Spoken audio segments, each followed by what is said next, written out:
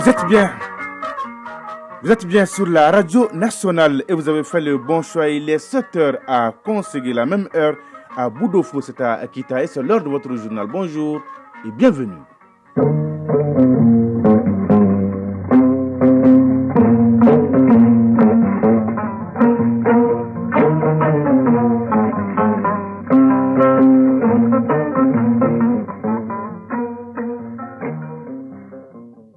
Le journal Sidiki Dambélé.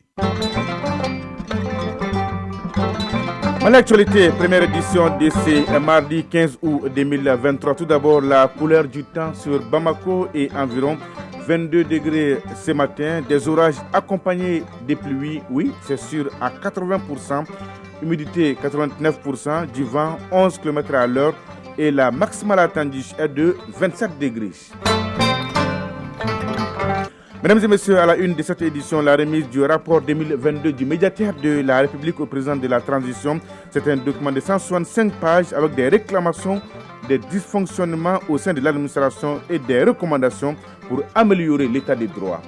L'accroissement du nombre des usagers de l'administration publique que vous accueillez, écoutez et orientez chaque année traduit leur soif de justice et d'équité. Vous soulignez les vrais tares qui gangrènent notre administration.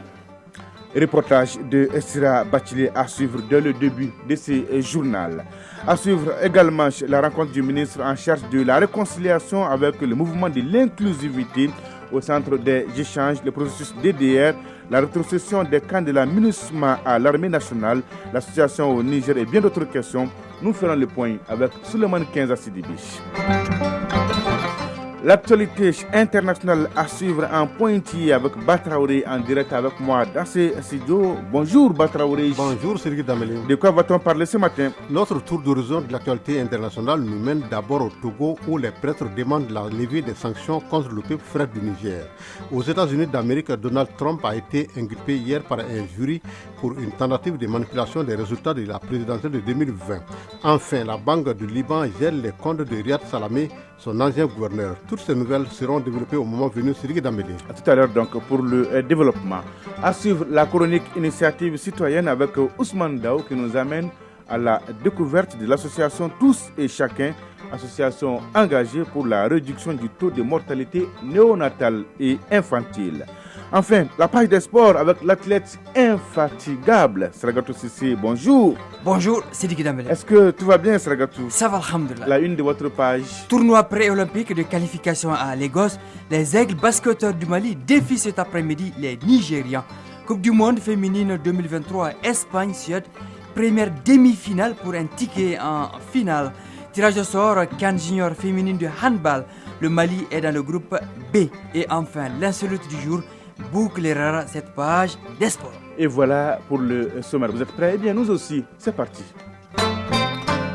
Une fois de plus, bonjour et bienvenue. Direction Koulouba, où le médiateur de la République a officiellement remis hier son rapport 2022 au président de la transition, le colonel Assimi Goïta. C'est un document de 165 pages qui révèle des dysfonctionnements au sein de l'administration comme l'inexécution des décisions de justice. En 2022, les services du médiateur de la République ont accueilli et orienté 5230 usagers.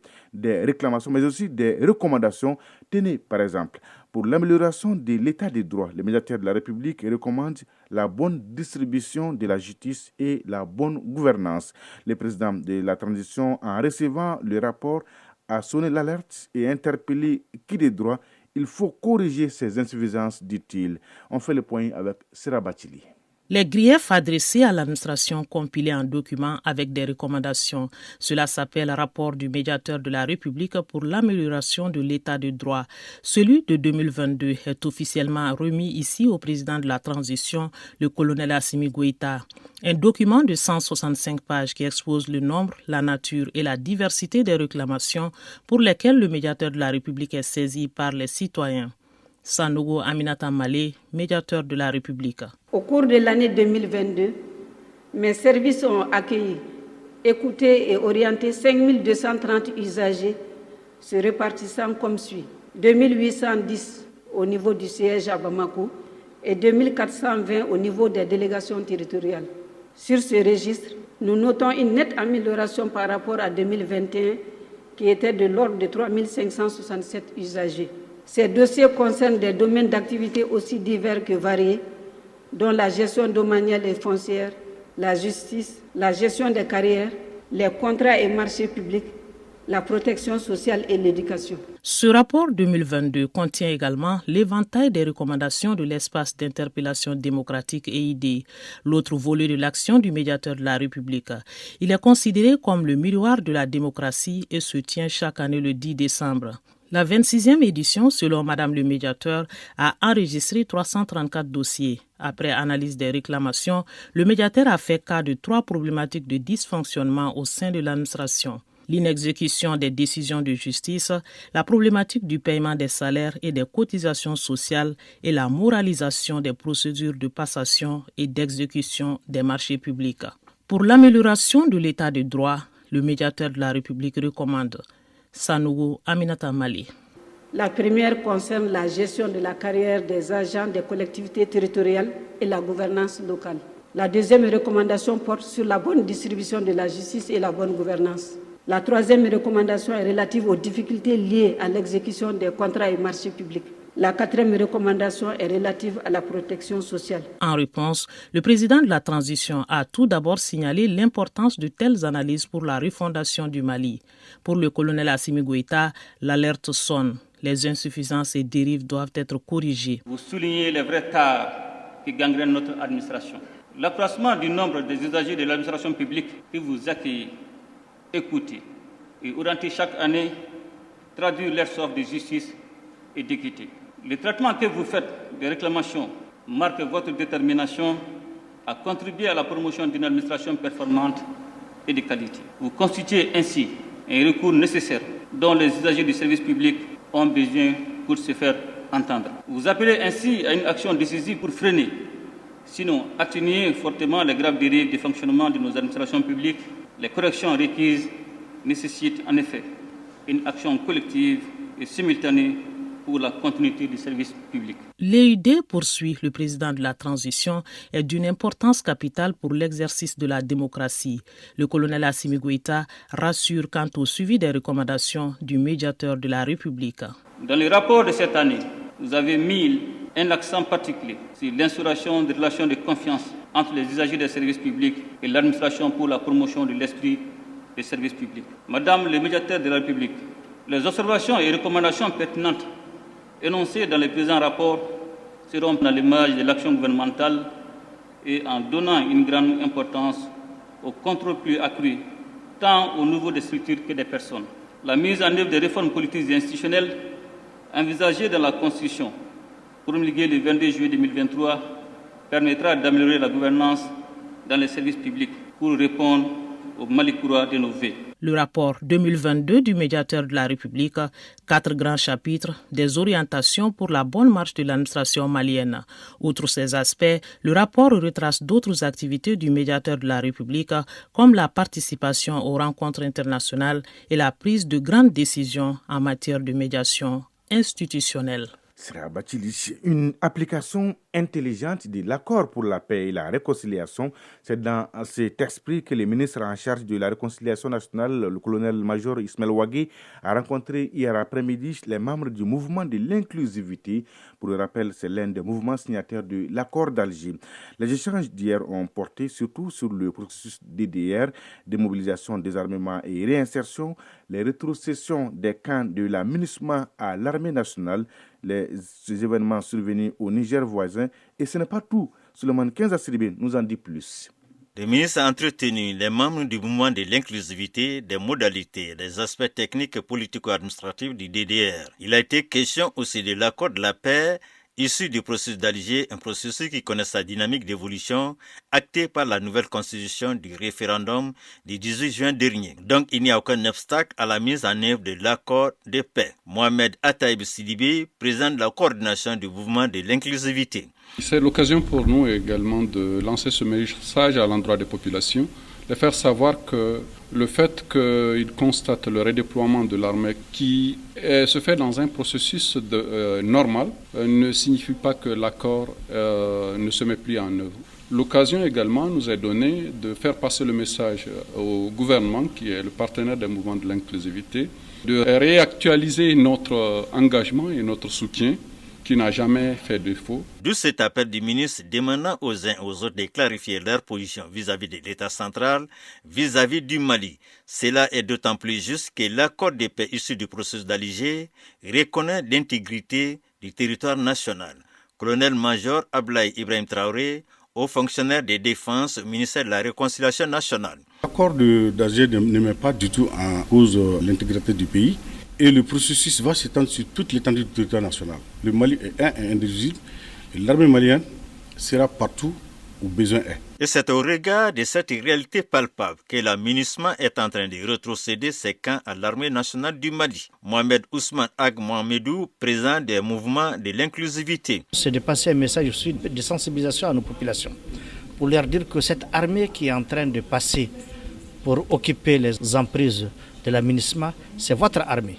Elle est là-bas pour vous. On peut considérer l'incident des Bers comme une étape du parcours devant permettre aux femmes de s'installer et de couvrir tout le territoire national pour le bien des populations. Colonel-major Ablaye Ibrahim Traoré, haut fonctionnaire de défense au ministère de la Réconciliation nationale. Le cas des Bers, c'est un incident peut-être de parcours. Il y a eu des petits incidents. Et vous avez tous entendu, tout le long du parcours, ils ont été jalonnés, attaqués. Mais avec le professionnalisme, ils ont pu s'en sortir. Et actuellement, les militaires sont dans le camp des Bers. Il est à souhaiter que tous nos frères des mouvements désarmés, SEMA, Gatia, la plateforme et les mouvements de l'inclusivité, tous s'engagent pour la paix, la réconciliation et la cohésion sociale.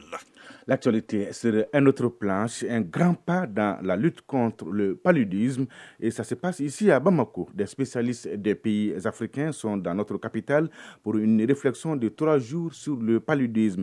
Il s'agit des pays membres du réseau africain pour l'étude de la diversité génomique des pathogènes PDENA.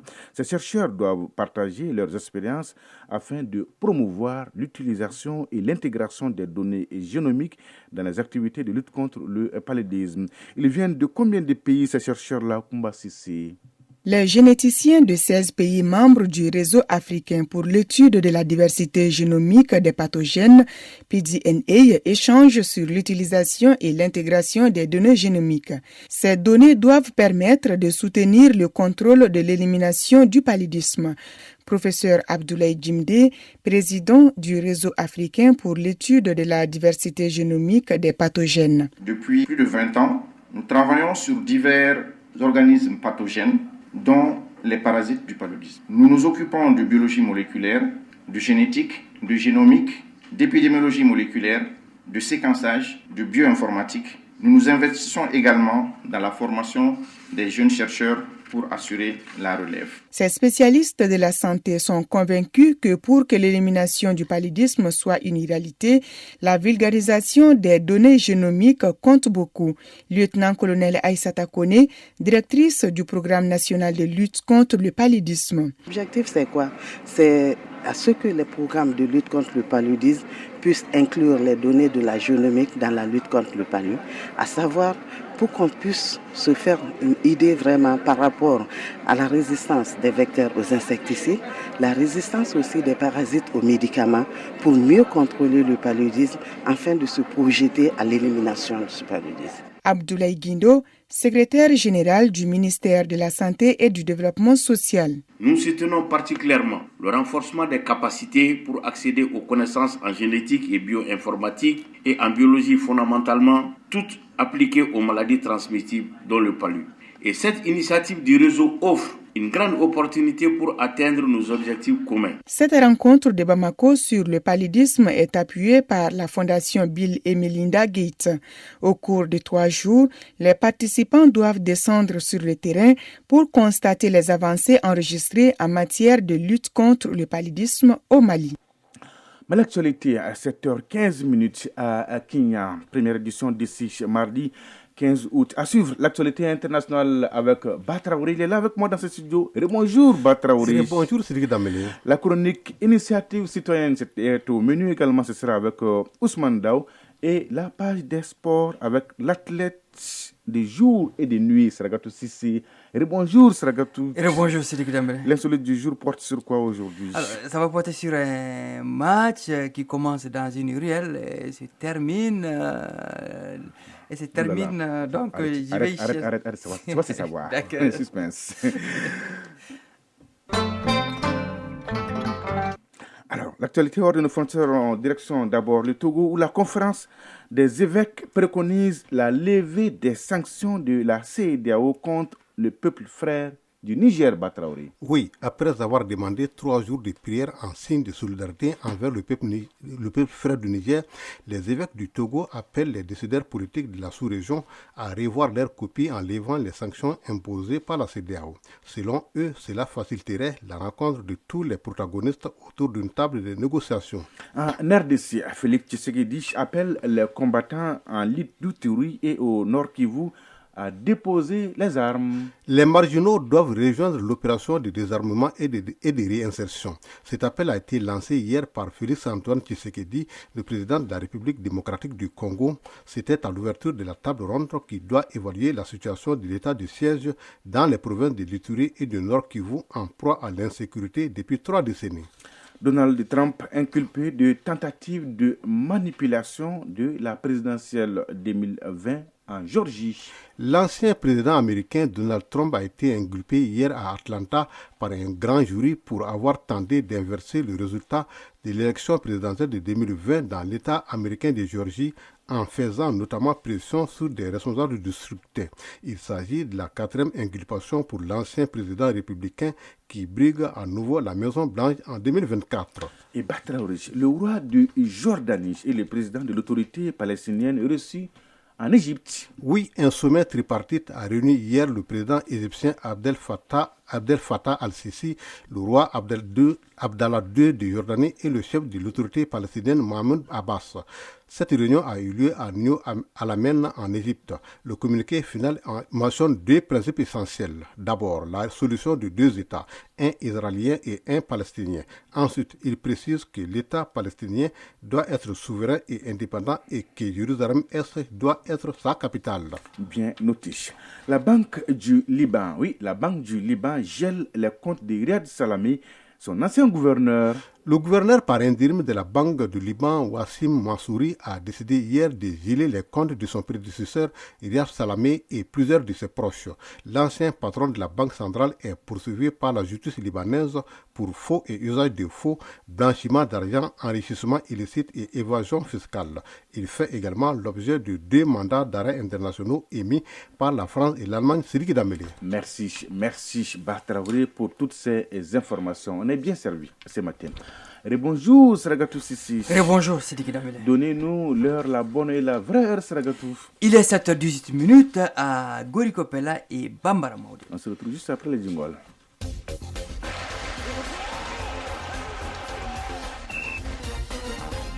Et parlons d'abord du tournoi de qualification pré-olympique de basket Paris 2024. Sragatou, les Aigles du Mali jouent cet après-midi contre les Nigérians.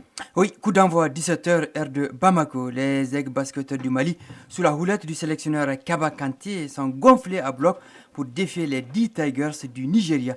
Une victoire du Mali mettrait du piment dans le derby ce jeudi contre le Sénégal. Hier, en ouverture de ce groupe A, le Sénégal a battu le Nigeria 93-47. À retenir que le premier du groupe A croisera en demi-finale le deuxième du groupe B et le premier du groupe B se mesurera au deuxième du groupe A pour une place en finale et le ticket qualificatif au tournoi de basket des Jeux Olympiques Paris 2024. Et oui, les Aigles gonflés à bloc. C'est bien ça. Tout à fait. Coupe du monde féminine 2023, la première demi-finale est prévue tout à l'heure, c'est à 8h. Oui, elle va opposer l'Espagne à la Suède. Sur le papier, la Suède part largement favorite devant l'Espagne. Les Suédoises, troisième en 2019, connaissent la chanson des demi-finales. Les Espagnols atteignent cette étape pour la première fois en 3 participations de Coupe du monde féminine.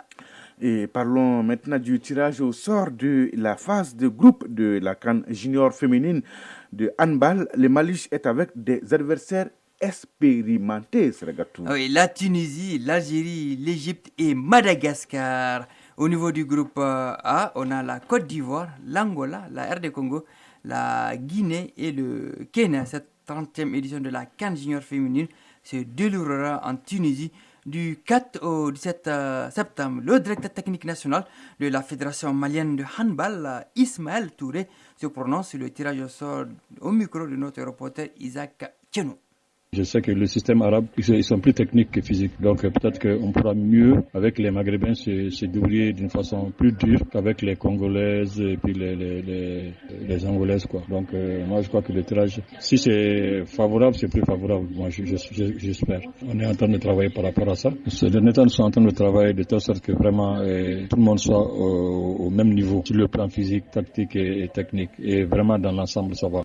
Oui, dans l'ensemble, ça va. Bonne chance donc au nôtre, Sergatou Sissi. Tout à fait. Alors, pour terminer, l'insolite du jour. La scène s'est passée à l'intérieur du pays et ça s'est passé devant Sergatou. Voyager beaucoup, on l'a dit et on le redit. Un match de foot amical prend fin hors du terrain. Oui, le match de foot prend fin hors du terrain dans une ambiance inhabituelle, Sergatou. Vous étiez là, racontez-nous tout. Alors, selon nos sources, le match débutant dans une ruelle se prolonge dans un vestibule d'à côté. 2 joueurs en plein match ont déserté pour aller manger, tenez-vous bien, des galettes teintées dans du miel. Quoi? Oui. C'est un jeu de passage qui donne l'information à 2 joueurs. Les autres, constatant l'absence de ces 2, se posent plusieurs questions. Alors, les joueurs quittent un à un le champ de jeu, disons la ruelle, pour aller déguster les galettes mielleuses. Entre un match de football, Sidiki Dembélé, et quelques morceaux de galettes, le choix est vite fait. Les joueurs avaient faim ou quoi? Initiative citoyenne. Le développement par nous-mêmes. Dans la chronique initiative citoyenne de ce mardi, nous parlons de l'association Tous et Chacun, qui est un regroupement de plusieurs structures engagées dans la lutte pour la réduction du taux de mortalité néonatale et infantile au Mali. Depuis sa création, donc, elle est active sur le terrain à travers des caravanes de sensibilisation, des émissions radiophoniques, des productions de supports audiovisuels sur les bonnes pratiques. Chronique initiative citoyenne en rediffusion, c'est avec Ousmane Dao. L'association Tous et Chacun est une initiative d'une dizaine de structures qui a vu le jour en 2014.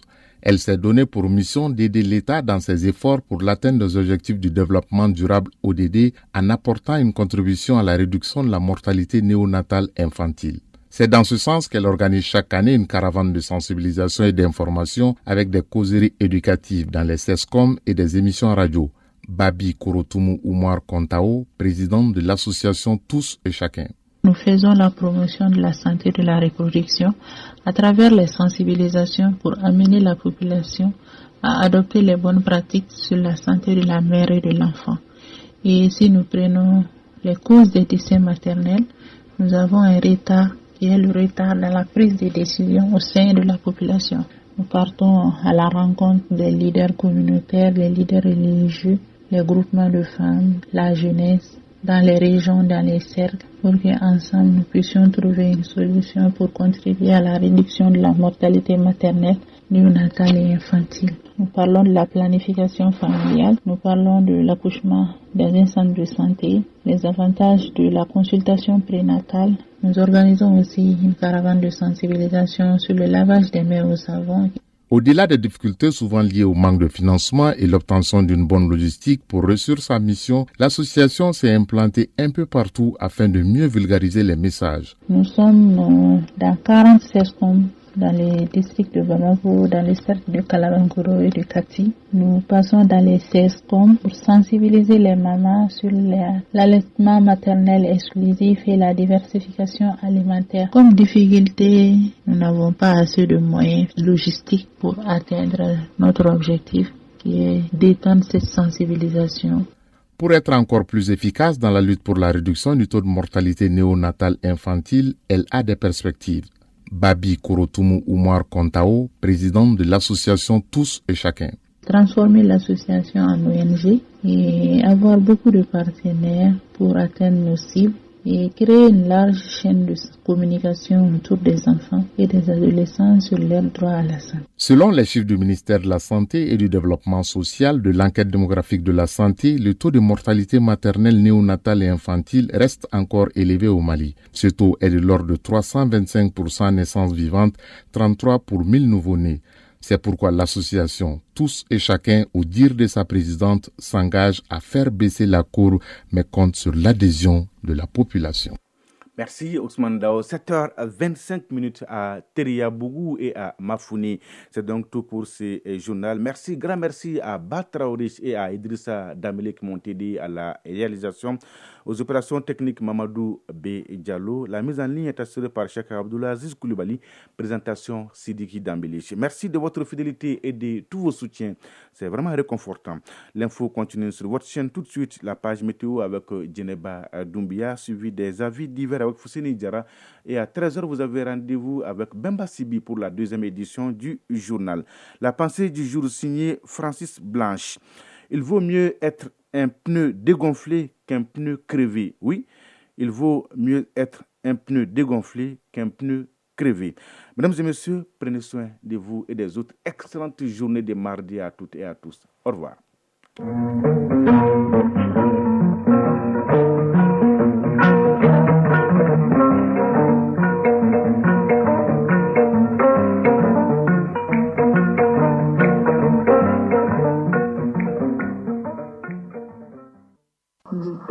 Sur les ondes. Le temps sur les ondes, la météo est avec vous.